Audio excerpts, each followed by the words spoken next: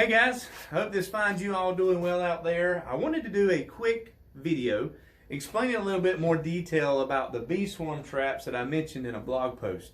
Some of you had asked what all is involved and what does it look like and things like that. So I thought I'd do a quick little video just to show you how I put mine together.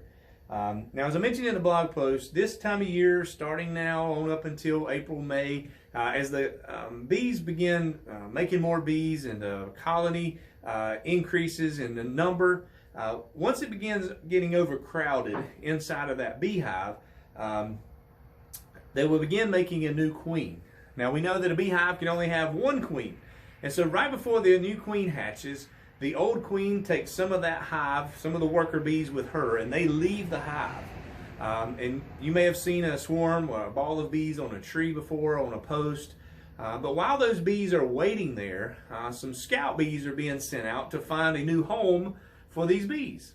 They're looking for a hole in a tree or maybe somewhere in an old abandoned building, whatever the case may be, a place that they can build a new colony. And so what we try to do is we try to build a trap that will attract those bees to come and make this box their home. So how do we do that? Well, first of all, the new colony has to have a space to live in. Now, I've done some research and a lot of reading, and several folks have mentioned that you need a space a little bit bigger than this size box here. This is an old nuke box that I wasn't using. You can use an old hive body, or you can even buy commercial traps that are a little bit bigger.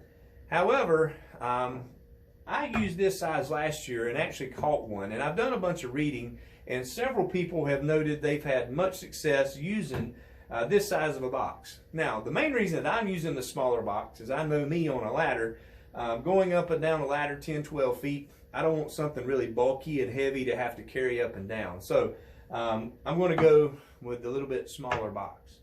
But inside of this box, we have 5 frames. 2 of the frames is what we call old brood comb. And it is old comb that has come out of an old hive. And we can put it in our deep freezer and make sure we kill all the germs and any kind of bugs or anything like that that may be harmful to the bees.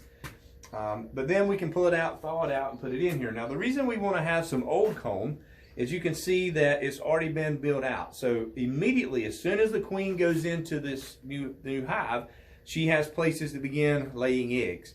The sooner she lays eggs, the sooner those will be made into bees and hatch, and the quicker you can build up the number in the colony, which is what we want to do. But also, 3 of the frames is just new foundation. And what that means is that's brand new frames that they have not built any kind of wax on just yet.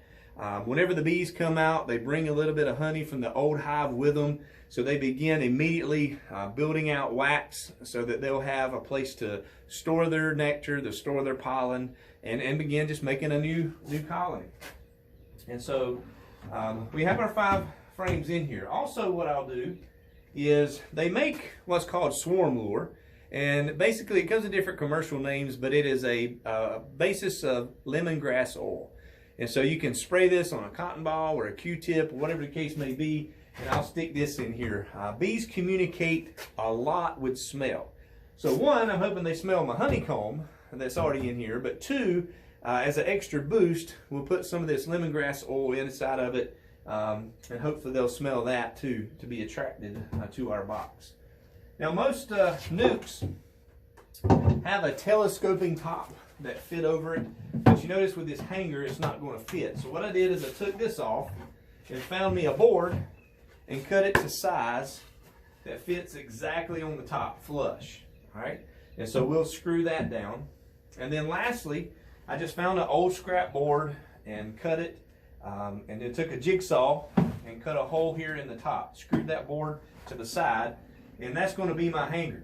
And so what I'll do is I'll climb up the ladder, get about 10, 12 feet off the ground, and I'll find a limb on the side of a tree, cut that limb, and the little stump that's left from that limb, I'll just use that as what I'll hang the bee swarm box trap on.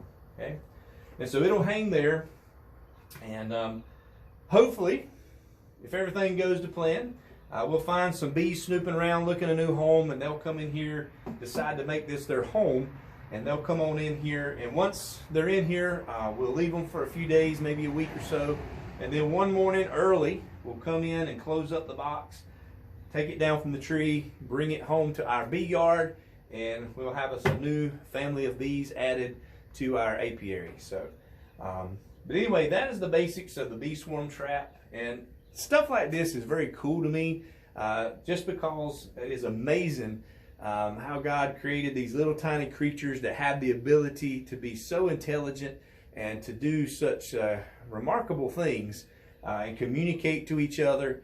And so bees are just cool. So we're hoping to be able to catch a few of these. Again, there's dozens of different ways that you can make bee swarm traps. If you look online, you'll see a bunch of different ways, but this is the way we're going to do it and try it. I made about 5 or 6 traps. We're going to set those out. We'll see what happens. Maybe we'll be blessed and get us a few more hives to add to our bee yard. Plus, it's just fun, the hunt of just trying the neatness of just trying to see if you can catch them is a lot of the fun of it. So, but anyway, I hope you learned a little bit. You can explain, or I explained so you can better understand what I mean when I say a bee swarm trap. And so we'll see what happens this spring. I hope you guys have a great rest of your day.